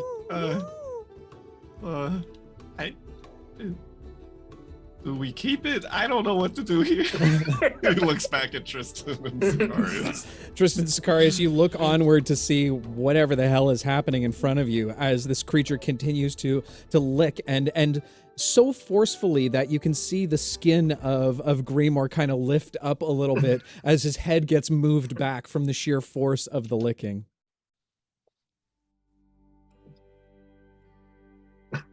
While it's doing this, by the way, I'm going to look and see if it has like some kind of tag or, you know, anything non-biological on it. Okay. Beginning to look it over, you don't see anything that indicates the if there's an owner to this particular creature. As you continue to look it over, Tristan and Sicarius watching in with a little bit of curiosity, but nonetheless, just seeing Grimoire get viciously loved by this creature kind of gives a bit of a smile to both of your faces, even with your cold exterior hearts. As you continue watch onward, you hear the sound of the door creak open as the familiar voice of Jed breaks through the silence. Why y'all making so much noise this late at night? He begins to walk over. He begins to walk over to the storage room. Oh man, what's happening in here? All my stuff's laying out everywhere. We can explain. This is still getting like laughed and stuff. Jed This is looks what it inwards. like. Oh come on, man! Really? Had to be a waffle thump. And of course it got into what? my idea jars. A waffle thump into your idea jars? Yeah, my idea jars. He picks up Ridiculous. he picks up the idea jar that sits at Tristan's feet. Yeah, like my bowel parchment. That's one of them. He walks over to you and sees the now empty one that's sitting beside the paw. Oh man, my screw hammer. That was a good one too. God damn. Okay. On that note, I'm gonna dismiss light and I'm gonna go ahead to bed. Mr. Jed, is this yours? Of course not mine. Who's gonna keep a waffle thump around? What's a waffle thump? They're dangerous creatures. They feed on thought and ideas. No wonder it got drawn to here. I got so many idea jars in here, and all my good ones are gone now. Oh, waste. Okay. Well, I guess don't know what we're doing here anymore. I What guess are you gonna do with it? I'm gonna throw it overboard. I guess we I caught will- a thief. Jed, respectfully, I will bite your hand off if you go near this thing. The waffle thump seemingly seeing the agitation in Jed now begins to kind of cuddle up a little bit closer to you for comfort and to a certain extent protection. I mean, you've done a lot for us and all, but I'm pretty sure I would kill anyone for this thing right now. All right, Save present company, you know. I mean, if y'all want to take care of him, then that's your choice, but that's on you, baby, not me. Oh boy, you It's chose rude. you chose the wrong Right. player for this fucking shit. I do not like that. In D&D games, I love my dog. Moose, love you. This group cannot be trusted with any sort of pets, babies, anything like that, and yet you keep giving them to us. You know, would really benefit from this. I guess I could talk to Oksana about it in the morning. I don't know. Well, what else did he get into? And he begins to canvass the room. He seemingly, you can hear him muttering to himself, picking up jars. No, come on, man. That was a good one, too. As he keeps putting them down. He makes his way to the back of the room, where he starts looking at the wall.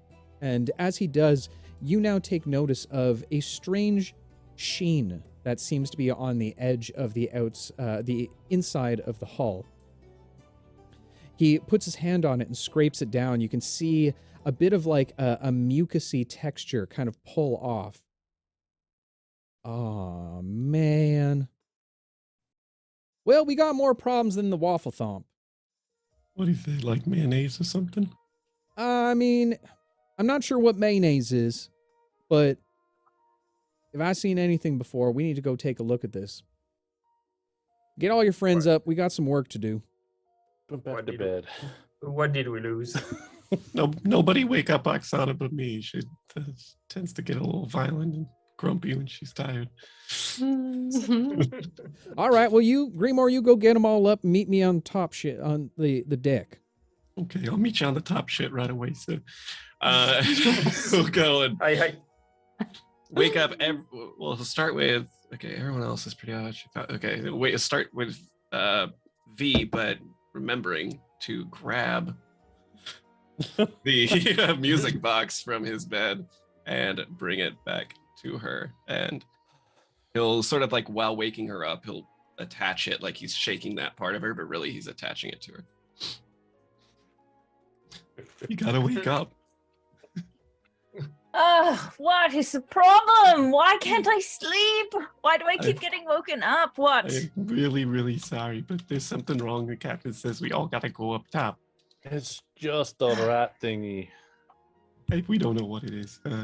V, you now see standing beside Grimoire, this small, thick-skinned, almost pudgy cat-like creature, the way I described it. You see the waffle thump. Oh, that's cute. What is that? By the way, real quick, it doesn't look anything like a cat, right? It looks nothing like a cat. It's like the size of a cat. It's the size like of a big, size of a tubby fat, cat. yeah, a big chunker. okay. Yeah, That's E-Town's okay. got it. A big Important chunker distinction. cat. Yeah. This is my friend. Sorry, that was me, Yeah. not me. Their name is Pork. Oh my god. Pork. All right. Pork. That's hard for me to say in this Anyway, accent. you need to go up Pork. top right away. You don't want to be down here while I wake up Oksana. Well, if the captain says so, then I must. And V will get herself together and start heading up. And Basil! We'll wake up Oksana. Is this about the rat thing? That and the captain wants us. Basil just like while lying in bed just does one of these, like just this.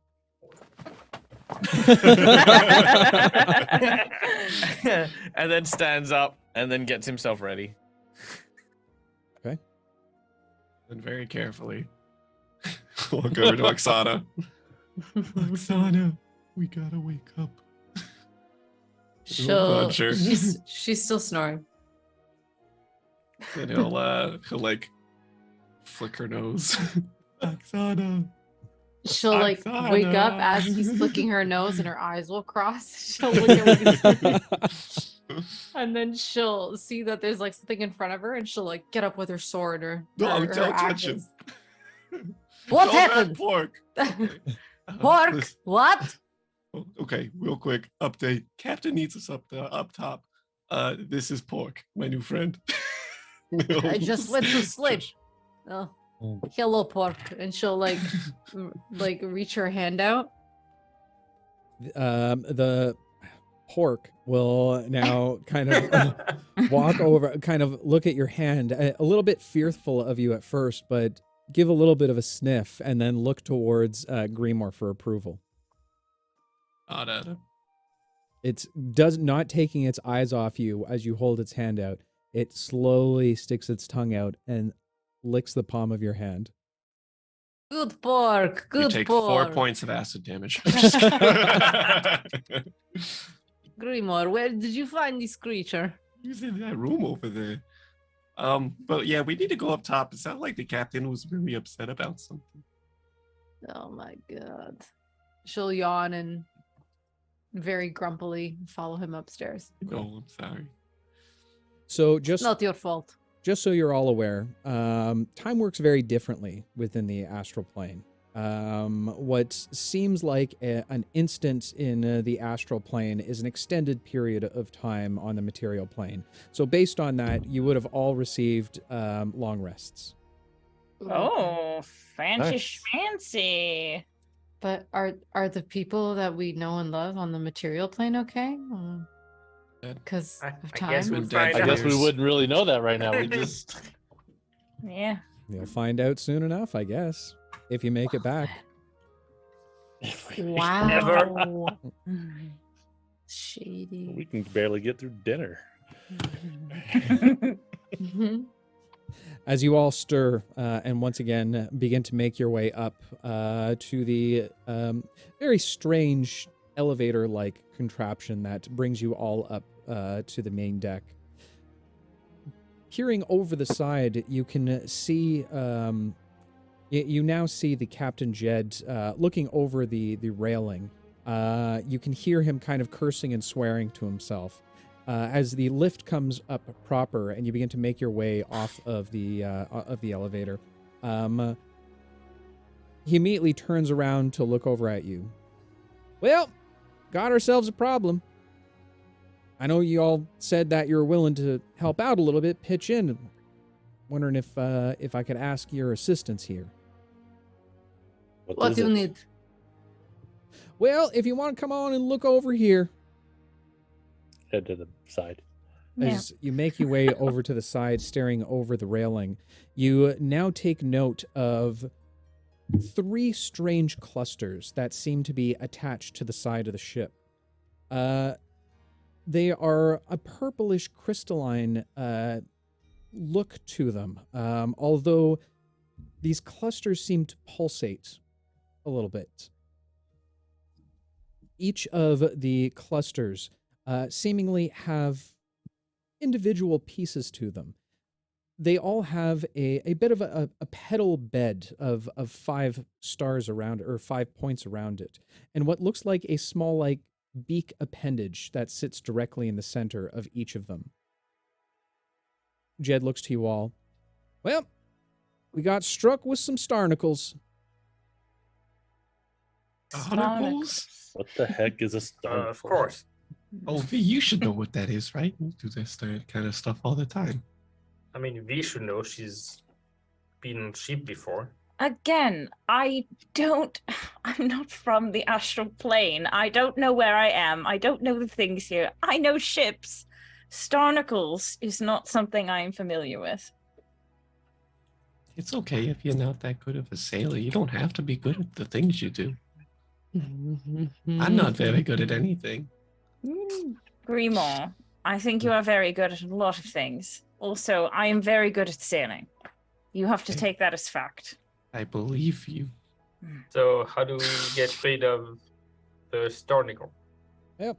Starnicle has very curious appetite, very close to your new friend here, Grimoire. They seem to feed off psychic energies or mental energies. Well, unfortunately, that's how the ships work in the astral plane. Come with mind power. And if we keep having these on there, kind of stuck like a duck sitting in water. So we starve it of thoughts. We don't think for the next 30 minutes. I don't know, that's probably a very difficult thing for your friend Basil to do. Yes, that's true. Why did I just speak in accents? That is very She's true, dead. yes. Yeah. Well, I'm going to need a couple of you to go over the side and pry them off with either a dagger or some other sharp, small bladed object. I have daggers, but is someone more suited for it in this group? I can't remember. I don't think so. Can I can I try using my cautionary tale? I'm gonna like sort of open my book to a page. It's gonna tell a story about a stork and a vase. And then I'm going to like sort of, as I'm reading out this story about a stork who's trying to get food out of the bottom of a very, very long-necked vase, the stork is going to kind of appear out of the book and just start pecking at these things. Well, these are illusions that you have, correct? No, these ones in particular they're not illusions. They are force creatures, force beings. So they actually have a substance to them. They're actually material. They deal force damage. But do they have? So, I mean, are they magical in nature, or are they ethereal, or are they actual physical creations and constructs that you've created? Magical and physical. Okay. So I would say that you could probably use them for these particular for how many of these seagulls are you conjuring? It's a cantrip. I'll just like again keep reading out the story, and every time I read it, it'll do force damage. Okay.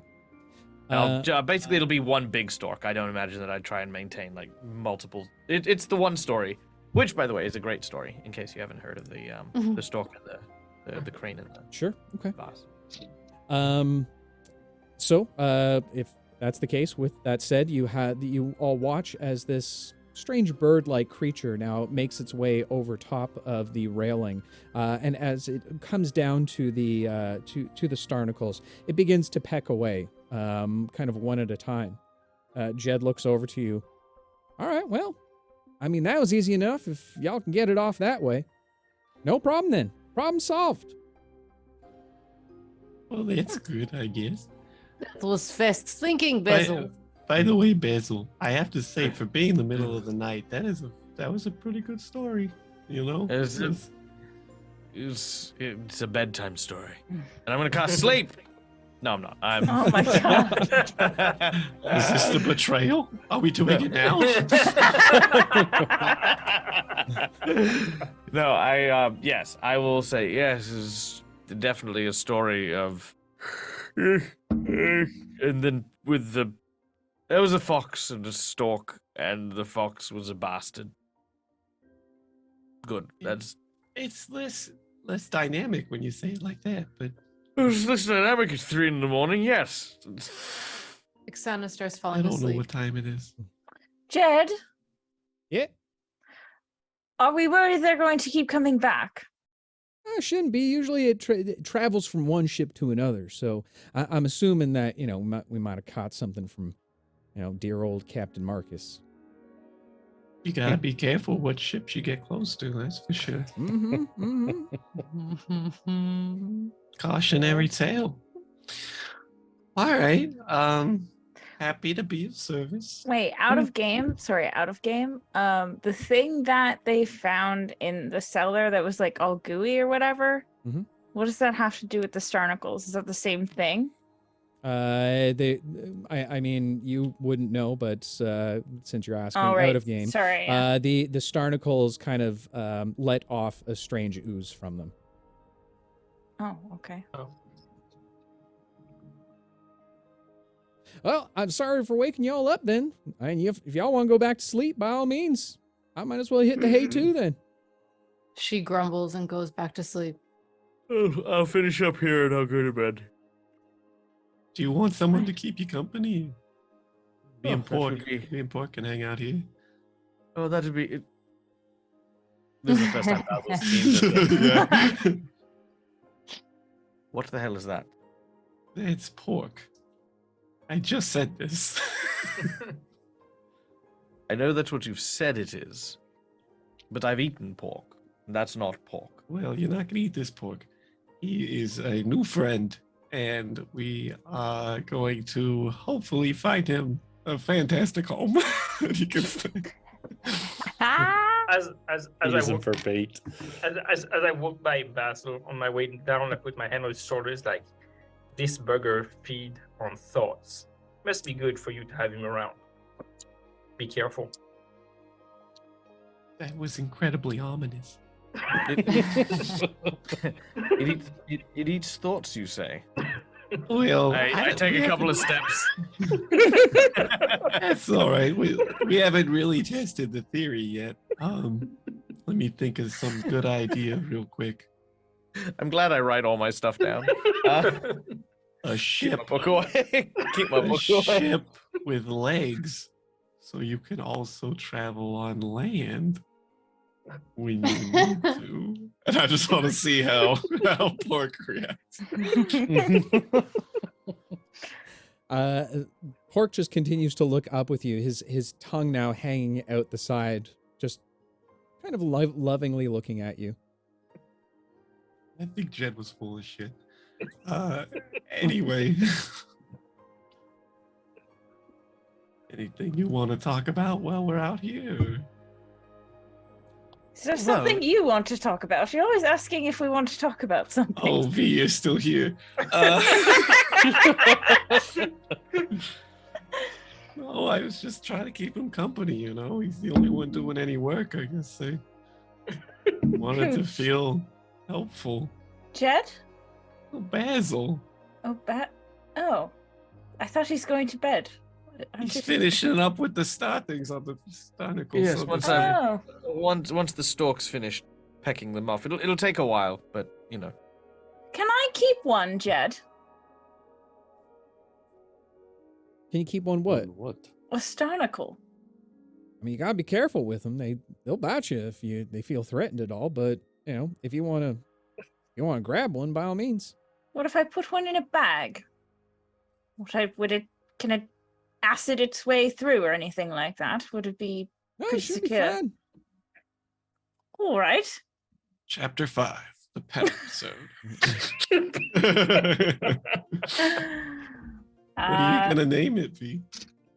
I am not going to name it. Why do you think I should name it, Grimoire? That's kind of rude. What are you gonna call it? Just the Starnacle? All right. I guess I will call it. How about Starny? Not very imaginative, but it's a good name. It's all right. I wasn't Workshop ready. it in the morning. Just workshop Okay. it, and we don't have to worry about it. All right. We will, I guess, take her dagger and try and cut a starnacle off and put it in her bag. Okay. As you kind of fling yourself over the side a little bit, floating downward, reaching down you. I mean, don't throw myself. They're all on the side of the ship. Yeah, they're all on the side of the ship. So are you Yeah, going? look You have to go over to see it. overboard in order to get it. Well, I very impressively tie the sailor's knot somewhere to harness myself, and then I go over the side of the boat. Then You go down to the side and pull out your dagger and begin to pry it away at it. Most of them have now been taken care of due to the seagulls. So to isolate one and pull it off is not very difficult at all. Pulling it off, you get a hold of it, and it looks very similar to that of a starfish with a tiny beak coming out of the center. Stowing it away into a bag, you pull yourself back up to the top of the ship. Good work, Basil. Now I You're have welcome. one for science. It's not a scientist. I know. I have I one. was talking to Grimoire, but Oh. I realize I'm very tired. Okay. I'm very tired. All right. Well, this seemed like a commotion for nothing. Shall we go to sleep? I'm going to sleep. Good night. We will go. V. All right, so as V heads down, Tristan, Oksana, Sicarius, are you also headed back down to bed? Oh, Oksana has been gone. Oksana Oh, just okay. left Yeah. long Yeah. ago. She Yeah. left, yeah. Scars fair enough. is done with all this, going to bed. Okay, fair enough. As Basil, you finish up prying away all the starnacles from the side of the ship. What are you and Grimoire doing?